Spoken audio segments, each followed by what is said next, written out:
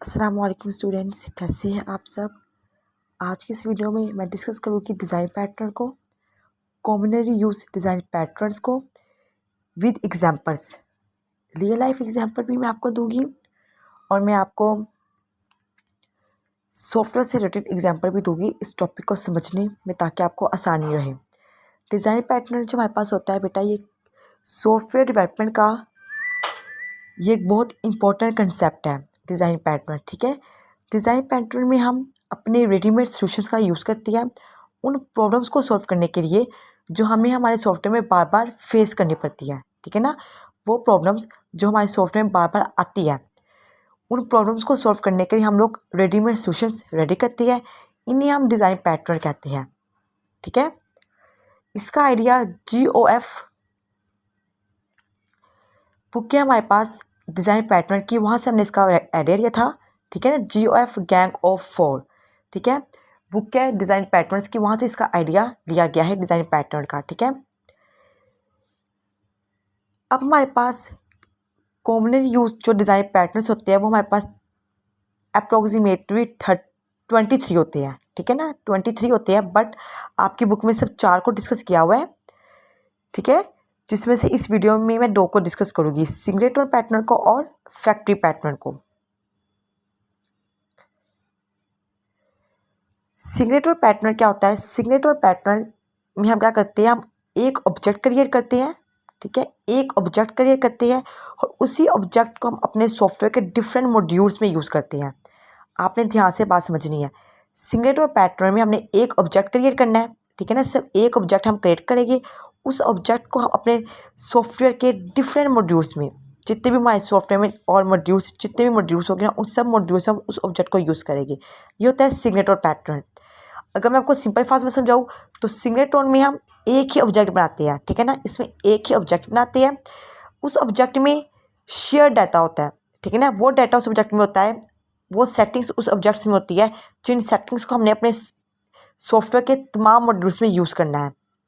सारे मॉड्यूल्स उस ऑब्जेक्ट को यूज़ करते हैं, बार बार ऑब्जेक्ट्स क्रिएट नहीं करने पड़ते। ठीक है ना, हमें बार बार हर मॉड्यूल के लिए ऑब्जेक्ट्स क्रिएट नहीं करने पड़ते। ठीक है ना, हमारे सॉफ्टवेयर में 10 मॉड्यूल्स है, 15 मॉड्यूल्स है, 5 मॉड्यूल्स है, जितने भी हमारे सॉफ्टवेयर में मॉड्यूल्स है। ठीक है, उन सब मॉड्यूल्स के लिए हमने एक ही ऑब्जेक्ट क्रिएट करना है। ठीक है ना, हमें हर मॉड्यूल के लिए डिफरेंट ऑब्जेक्ट्स क्रिएट नहीं करने पड़ेंगे। इससे क्या होगा, जो हमारी मेमोरी है वो सेफ रहेगी, हमारी सॉफ्टवेयर की कंसिस्टेंसी जो होगी वो मेंटेन रहेगी। ठीक है ना, तो ये हमें डिज़ाइन पैटर्न कहता है कि हमने रेडीमेड सॉल्यूशंस हम बना लेते हैं अपनी उन प्रॉब्लम्स के जो हमने बार बार फेस करनी होती है अपने सॉफ्टवेयर में। अब यहाँ पे हमारे पास एग्जांपल है स्कूल मैनेजमेंट सिस्टम की। ठीक है ना, स्कूल मैनेजमेंट सिस्टम में आपके पास ये 3 मॉड्यूल्स है, स्टूडेंट, टीचर, एडमिन। ये 3 आपके पास क्या है, मॉड्यूल्स है। और हमारे पास एक ग्लोबल सेटिंग है, database connection, language setting, theme, dark या light, school name, session, year, gradings policy, etc। ये सारी हमारे पास ग्लोबल सेटिंग्स है। अब ये सारी सेटिंग्स इन तीनों मॉड्यूल्स में यूज़ होनी है।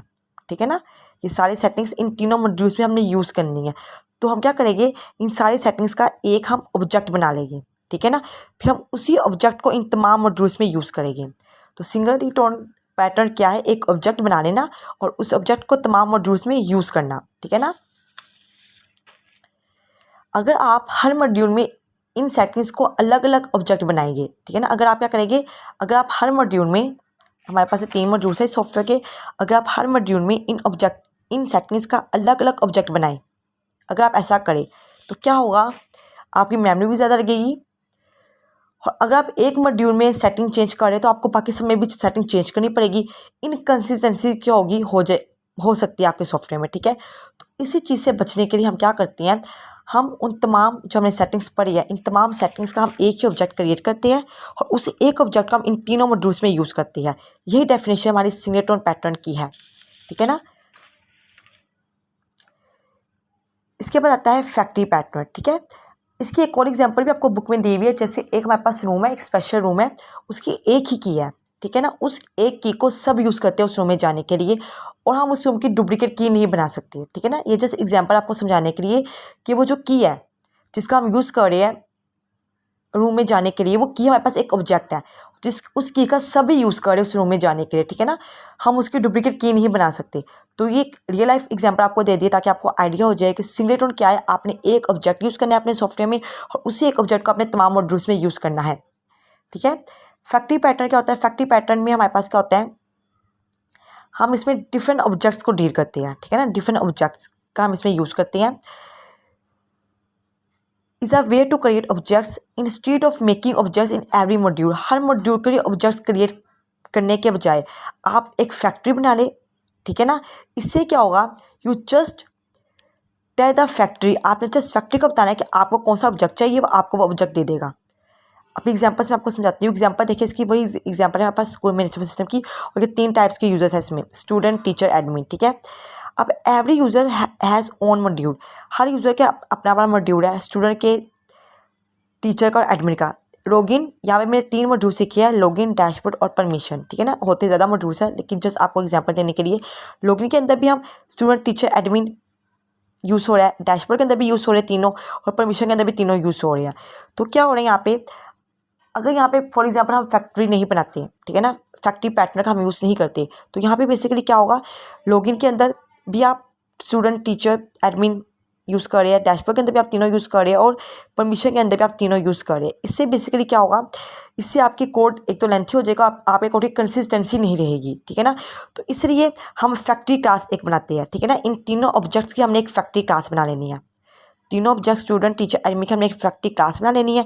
तो ये जो मॉड्यूल्स है ये उस फैक्ट्री से ऑब्जेक्ट लेंगे, ठीक है ना। स्टूडेंट, टीचर, एडमिन की हमने फैक्ट्री क्लास बना ली, इन तीनों मॉड्यूल्स ने उस फैक्ट्री से ऑब्जेक्ट्स को ले लिया, ठीक है ना। सब फैक्ट्री को कोर करनी है। इस केस में हमने क्या करना है, लॉगिन ने, डैशबोर्ड ने, परमिशन ने सब फैक्ट्री को कोर करनी है, और जो हमारी फैक्ट्री जो हमने बनाई हुई है वो ऑलरेडी ऑब्जेक्ट्स दे देगी, ठीक है ना। इसके अंदर स्ट्रक्चर्स पड़ा होता है, फैक्ट्री के अंदर क्या पड़ा होगा, स्ट्रक्चर पड़ा होगा, ठीक है ना। स्ट्रक्चर के अकॉर्डिंग ये हमें रेडीमेड ऑब्जेक्ट्स बना के देगी। हम जिस ऑब्जेक्ट की डिमांड करेंगे उस ऑब्जेक्ट को ये बना के दे देगी फैक्ट्री, ठीक है ना।